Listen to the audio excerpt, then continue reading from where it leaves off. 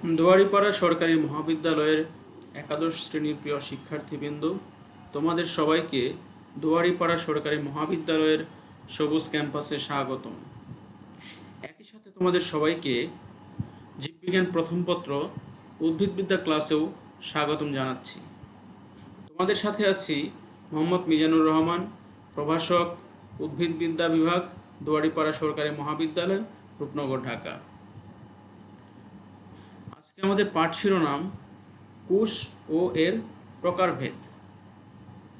এই টপিকসটি তোমাদের জীববিজ্ঞান প্রথম পত্র এর প্রথম অধ্যায় কোষ ও এর গঠন এর অন্তর্ভুক্ত। এই পাঠ শেষে তোমরা কোষ সম্পর্কে বিস্তারিতভাবে বলতে পারবে, কোষ তত্ত্ব বা কোষ মতবাদ সম্পর্কে বলতে পারবে, কোষের প্রকারভেদ ব্যাখ্যা করতে পারবে, বিভিন্ন ধরনের কোষের পার্থক্য বর্ণনা করতে পারবে। তাহলে শুরুতে আমরা জেনে নিই যে কোষ কি। আসলে কোষ শব্দটি এসেছে ল্যাটিন শব্দ সেলুলা হতে, যার ইংরেজি সেল এবং এর বাংলা প্রতিশব্দ হলো কোষ। তো এই সেল শব্দটি আসলো কিভাবে তার একটি পটভূমি বা ইতিহাস রয়েছে। সেটি হলো রয়্যাল সোসাইটি অফ লন্ডনের কিউরেটর রবার্ট হুক 1665 সালে লক্ষ্য করেন যে কাঠের ছিপি এটি নিরেট শক্ত হলেও এটি পানিতে ভাসে। তিনি এর কারণ ব্যাখ্যা করতে গিয়ে কাঠের ছিপির একটি পাতলা সেকশন করেন এবং তা অণুবীক্ষণ যন্ত্রের নিচে লক্ষ্য করেন। তিনি দেখতে পান যে কাঠের ছিপির সেই পাতলা অংশটি একটি ক্ষুদ্র প্রকোষ্ঠের মতো দেখা যাচ্ছে যে মৌমাছির মৌচাকের মতো ক্ষুদ্র ক্ষুদ্র কক্ষ দেখা যাচ্ছে সেখানে। তখন তার মনে পড়লেন যে তৎকালীন পাদ্রী বা সন্ন্যাসীদের কক্ষের কথা। তৎকালীন পাদ্রী বা সন্ন্যাসীদের কক্ষকে বলা হতো সেল। সেখান থেকেই তিনি এই ক্ষুদ্র কক্ষগুলোর নাম দেন সেল। জেলখানার কয়েদিদের যে ক্ষুদ্র কক্ষে রাখা হয় তাকেও কিন্তু বলা হয় সেল। তাহলে আমরা জানলাম যে সেল শব্দটি কিভাবে আসলো। এখন আমরা জানবো যে জীববিজ্ঞানের ভাষায় কোষ বলতে কি বোঝানো হয়।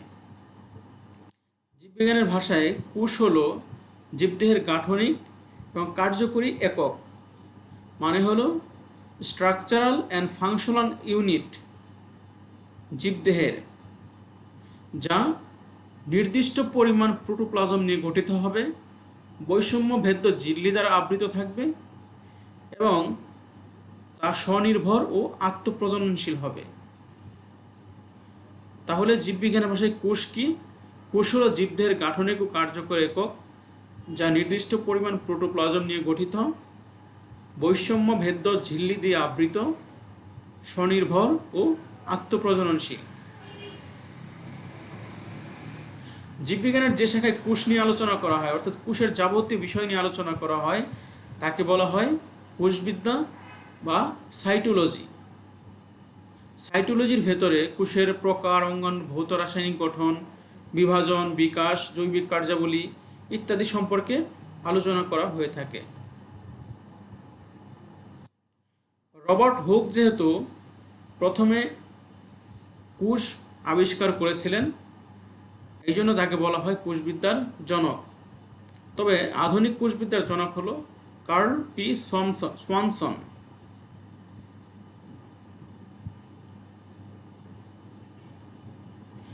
এখন আমরা জানবো কোষের বৈশিষ্ট্য সম্পর্কে, যে কোষের কি কি বৈশিষ্ট্য রয়েছে। তোমরা কোষের সংজ্ঞার মধ্যেই কয়েকটা বৈশিষ্ট্য পেয়ে গেছো। এখন আরও কিছু বৈশিষ্ট্য সম্পর্কে আমরা জানব। যেমন কোষ হলো জীবদেহের গাঠনিক এবং আণবিক একক। কোষ প্রয়োজনীয় কাঁচামাল ভেতরে গ্রহণ করতে পারে, মানে কোষের জন্য যে প্রয়োজনীয় কাঁচামাল দরকার কোষ তা ভেতরে গ্রহণ করতে পারে। আবার সেই কাঁচামালকে ব্যবহার করে প্রয়োজনীয় শক্তি সংগ্রহ করতে পারে এবং তা দিয়ে নিজের প্রয়োজনীয় অণুগুলোকে সংশ্লেষও করতে পারে। কোষ সুনিয়ন্ত্রিতভাবে বেড়ে উঠতে পারে, চারপাশের যে কোনো উত্তেজনার প্রতি সাড়া দিতে পারে। হোমিওস্ট্যাটিক অবস্থা বজায় রাখতে পারে। হোমিওস্ট্যাটিক অবস্থা মানে হলো যে যদি পরিবেশের অবস্থা একটু তারতম্য হয় বা একটু প্রতিকূল পরিবেশ সৃষ্টি হয়, তাহলে কোষ তার ভিতরের যে স্থিতি অবস্থা সেটা বজায় রাখতে পারে। এটিকে বলা হয় হোমিওস্ট্যাটিক অবস্থা। কাল পরিক্রমায় কোষ অভিযোজিত হতে পারে, অর্থাৎ সময়ের সাথে সাথে কোষের অ্যাডাপ্টেশন পাওয়ার বা অভিযোজন ক্ষমতাও বেড়ে যায়। কাল পরিক্রমায় সে অভিযোজন ক্ষমতা লাভ করে। এখন আমরা জানব কোষতত্ত্ব বা কোষ মতবাদ বা সেল থিওরি সম্পর্কে।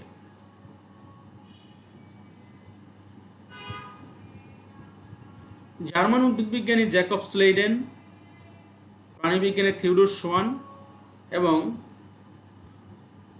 রুডল্ফ ভার্চো কোষতত্ত্ব বা কোষ মতবাদ প্রদান করেন, যাতে বলা হয় কোষ হল জীবন্ত সত্তার গাঠনিক, শারীরবৃত্তীয় ও সাংগঠনিক একক। কোষ হল জীবনের মৌলিক একক। কোষ বংশগতির একক এবং কোষ সর্বপ্রকার জীবী এক বা একাধিক দ্বারা গঠিত এবং পূর্ব সৃষ্ট কোষ থেকেই নতুন কোষের সৃষ্টি হয়। এই কয়েকটি মতবাদ হল কোষ মতবাদ নামে পরিচিত।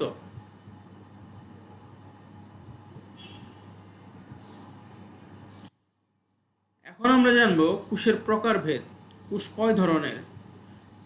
কোষকে কয়েকটি বিষয়ের উপর ভিত্তি করে ভাগ করা হয়েছে, সেগুলো সম্পর্কে আমরা এখন জানব। যেমন শারীরবৃত্তীয় কাজের উপর ভিত্তি করে কোষকে দুই ভাগে ভাগ করা হয়।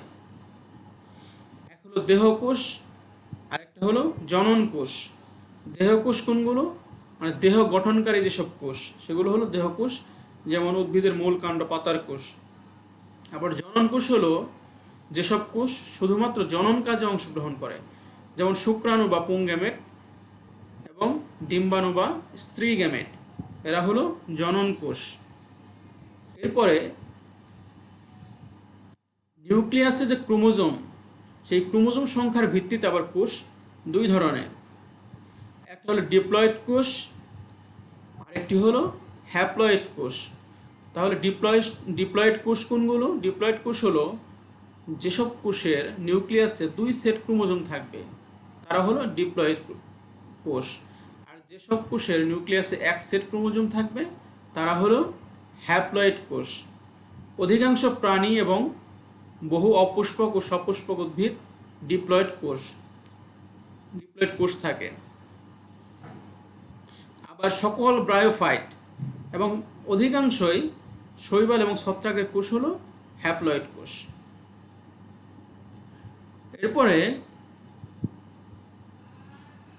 উদ্ভিদ এবং প্রাণী কোষের নিউক্লিয়াস, সুগঠিত নিউক্লিয়াস থাকলেও এই দুইটি কোষের মধ্যে কিছু বৈশিষ্ট্যের কিছু পার্থক্য রয়েছে। এই জন্য এই দুইটি কোষকে পৃথক বৈশিষ্ট্যের কোষ বলা হয়। যেমন উদ্ভিদ কোষের বাইরে শক্ত সেলুলোজ নির্মিত প্রাচীর থাকে, কোষ কেন্দ্রে বড় গহ্বর ও সাইটোপ্লাজমে ক্লোরোপ্লাস্ট থাকে। এদের সঞ্চিত খাদ্য শ্বেতসার। কিন্তু প্রাণী কোষের ক্ষেত্রে কোনো কোষ প্রাচীর থাকে না। কোষ কেন্দ্রে কোষ গহ্বর অনুপস্থিত বা অতি ক্ষুদ্রাকার, সাইটোপ্লাজমে ক্লোরোপ্লাস্ট অনুপস্থিত।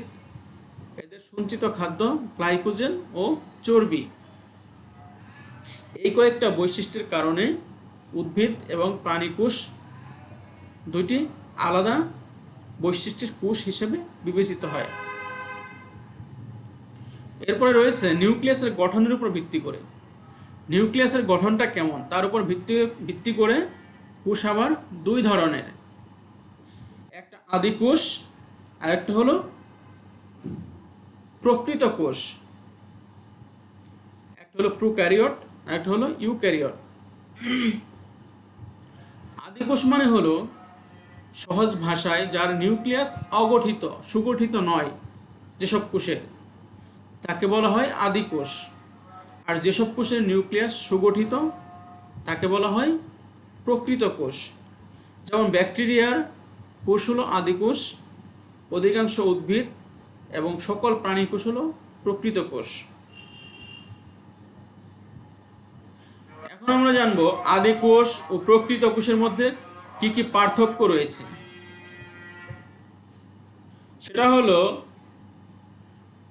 এক নম্বর, আদি কোষের নিউক্লিয়াস অগঠিত। একটু আগে যেটা বললাম যে আদি কোষের নিউক্লিয়াস অগঠিত, এতে কোনো আবরণী ঝিল্লি, নিউক্লিওলাস ও নিউক্লিওপ্লাজম থাকে না। প্রকৃত কোষের ক্ষেত্রে নিউক্লিয়াস সুগঠিত, এতে দ্বিস্তরী আবরণী ঝিল্লি, নিউক্লিওলাস ও নিউক্লিওপ্লাজম থাকে। আদি কোষের যে ডিএনএ সেটি হলো একটি এবং বৃত্তাকার, এতে কোনো হিস্টোন প্রোটিন থাকে না। প্রকৃত কোষের ক্ষেত্রে ডিএনএ একাধিক, সূত্রাকার এবং হিস্টোন প্রোটিন থাকে। আদি কোষের ক্ষেত্রে আবরণী বেষ্টিত কোনো অঙ্গাণু থাকে না। প্রকৃত কোষের ক্ষেত্রে আবরণী বেষ্টিত অঙ্গাণু যেমন মাইটোকন্ড্রিয়া ও অন্যান্য অঙ্গাণু থাকে। আদি কোষের যে রাইবোজোম সেটি হলো 70S ধরনের, আর প্রকৃত কোষের ক্ষেত্রে রাইবোজোম হলো 80S ধরনের। আদি কোষের কোষ বিভাজন হয় অ্যামাইটোসিস বা দ্বিবিভাজন প্রক্রিয়ায়, এবং প্রকৃত কোষের ক্ষেত্রে মাইটোসিস ও মিওসিস প্রক্রিয়ায় হয়। আদি কোষের যে শ্বসন হয় সেটি হলো অবাধ শ্বসন। অবাধ শ্বসন কি? যে শ্বসন প্রক্রিয়ায় অক্সিজেনের প্রত্যক্ষ প্রয়োজন হয় না, সেটি হলো অবাধ শ্বসন। আর প্রকৃত কোষের ক্ষেত্রে শ্বসন হলো সবাধ শ্বসন, অর্থাৎ এদের শ্বসনে অক্সিজেনের প্রয়োজন হয়।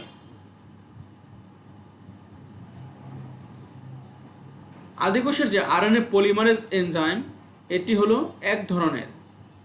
প্রকৃত কোষের ক্ষেত্রে আরএনএ পলিমারেজ এনজাইম 3 ধরনের।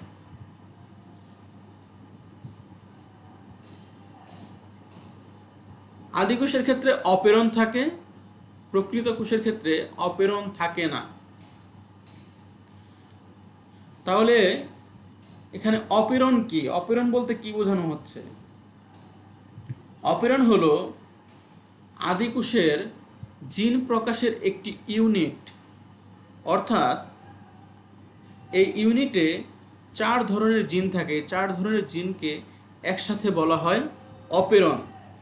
তাহলে 4টি জিন কি কি? এটি তোমাদের এই প্রথম চ্যাপ্টারেরই পরবর্তীতে যখন জিন এবং জিনের গঠন পড়ানো হবে তখন তোমরা অনেক ভালোভাবে জানতে পারবে অপেরন সম্পর্কে। তারপর একটু বলে দিচ্ছি, সেটা হলো যে আদি কোষের যে জিন প্রকাশের ইউনিট তাকে বলা হয় অপেরন।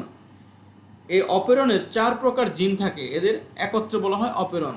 সেই জিনগুলো হলো গাঠনিক জিন বা স্ট্রাকচারাল জিন, প্রোমোটার জিন বা উদ্দীপক জিন, অপারেটর বা চালক জিন, রেগুলেটর বা নিয়ন্ত্রক জিন।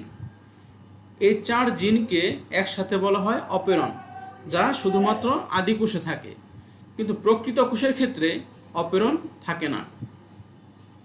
আদি কোষের যে জিনের গঠনের মধ্যে ইন্ট্রন্স নেই, প্রকৃত কোষের ক্ষেত্রে ইন্ট্রন্স আছে। আদি কোষে সাইটোস্কেলিটন থাকে না, প্রকৃত কোষে সাইটোস্কেলিটন থাকে। সাইটোস্কেলিটন কি? তাহলে সাইটোস্কেলিটন হলো যে কোষের ভেতরে প্রোটিনের একটা নেটওয়ার্ক যা নিউক্লিয়াস থেকে কোষঝিল্লি পর্যন্ত বিস্তৃত থাকে, এটাকে বলা হয় সাইটোস্কেলিটন। এটি আদি কোষে থাকে না, কিন্তু প্রকৃত কোষের মধ্যে থাকে। আদি কোষের ট্রান্সক্রিপশনের সাথে সাথেই ট্রান্সলেশন শুরু হয়। কিন্তু প্রকৃত কোষের ক্ষেত্রে ট্রান্সক্রিপশনের বেশ কিছু পরে ট্রান্সলেশন শুরু হয়। তো ট্রান্সক্রিপশন কি? ট্রান্সক্রিপশন হলো ডিএনএ থেকে আরএনএ তৈরি হওয়ার প্রক্রিয়া। তাহলে ডিএনএ থেকে আরএনএ তৈরির প্রক্রিয়াকে বলা হয় ট্রান্সক্রিপশন। আবার আরএনএ থেকে প্রোটিন তৈরি হওয়ার প্রক্রিয়াকে বলা হয় ট্রান্সলেশন। তাহলে আদি কোষে এই ডিএনএ থেকে আরএনএ তৈরি হওয়ার সাথে সাথেই আবার আরএনএ থেকে প্রোটিন তৈরি হয়। কিন্তু প্রকৃত কোষের ক্ষেত্রে ডিএনএ থেকে আরএনএ তৈরি হওয়ার বেশ কিছু পরে আবার সেই আরএনএ থেকে প্রোটিন তৈরি হয়।